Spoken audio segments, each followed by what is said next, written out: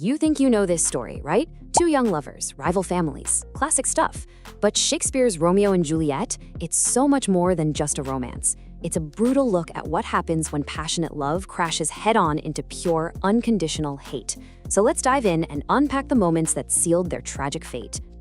Right at its core, this is anything but a simple love story. It's about this incredible, all-consuming passion that gets tangled up with a world just defined by hatred.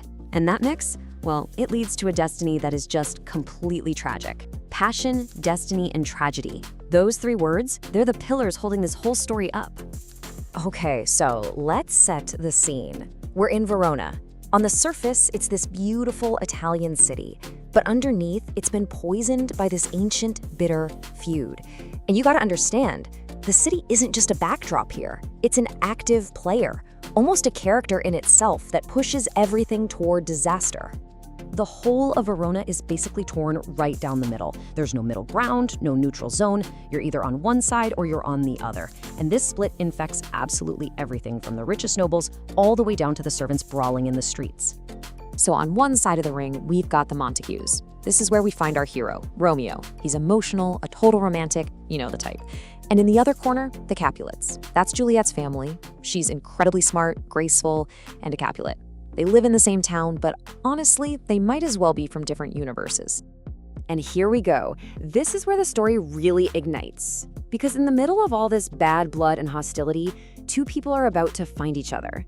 And their connection, it's gonna shake the foundations of their entire world. So, Romeo and his friends decide to crash a Capulet party. The second he sees Juliet, his entire world just stops. And he whispers this line, it's not just some fancy poetry, it's the actual sound of love at first sight. It's immediate, it's absolute.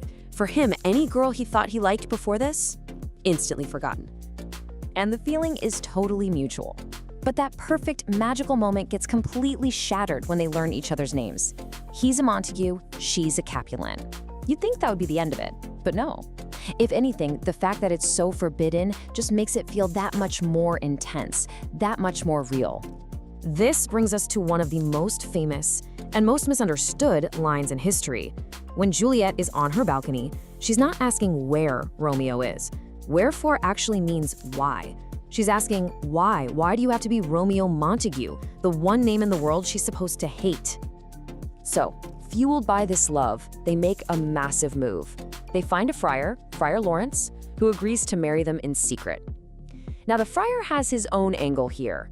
He's thinking, maybe, just maybe, this marriage between the two rival houses could be the one thing that finally brings peace to Verona. It's a huge, dangerous gamble. But all that hope, it's about to get crushed. We've just hit the story's violent tipping point. This is where a single afternoon of pure rage completely unravels everything and sends these two lovers spiraling straight toward tragedy.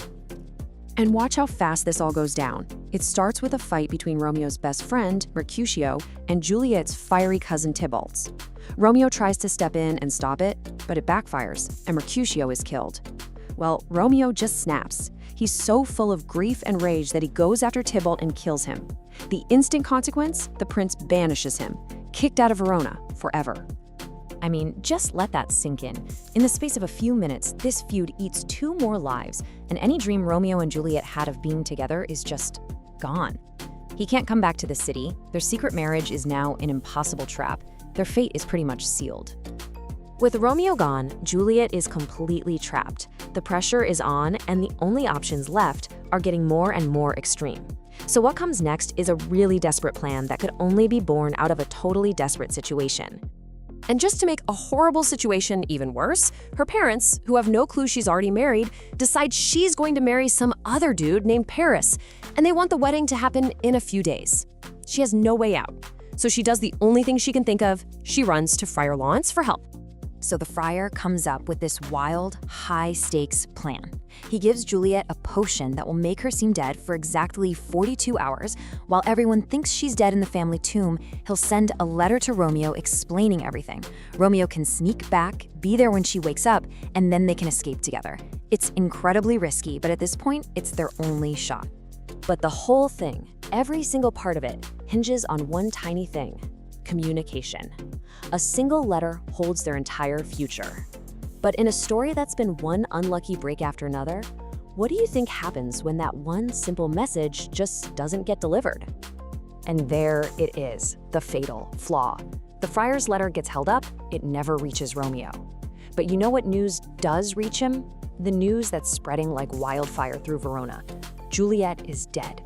And since he doesn't know about the plan, he believes it.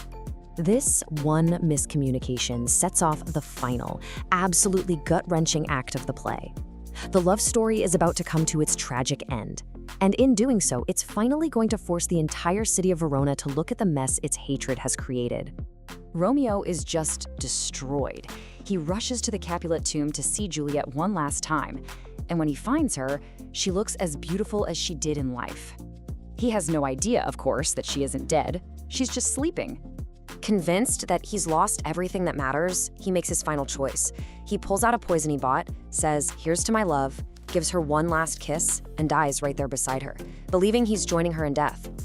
And here's the most tragic timing in all of literature. Just moments after Romeo dies, the potion wears off. Juliet wakes up, expecting to see her husband there, ready to rescue her. But instead, she sees Romeo's lifeless body. And seeing no way to live without him, she finds his dagger. She calls it happy, because it's the thing that's going to reunite them. And then she takes her own life. It's only when the families arrive and find both of their children dead that the full weight of their stupid, senseless feud finally crushes them. Faced with this incredible loss, they finally agree to end it all. Peace comes to Verona, but it's a peace that's built on the graves of their kids. And that's the question the story just leaves hanging in the air. Their love couldn't stop the hate when they were alive, but their deaths did. It's this powerful, timeless warning about just how destructive conflict can be. And it makes you ask yourself, can peace ever be worth a price this high?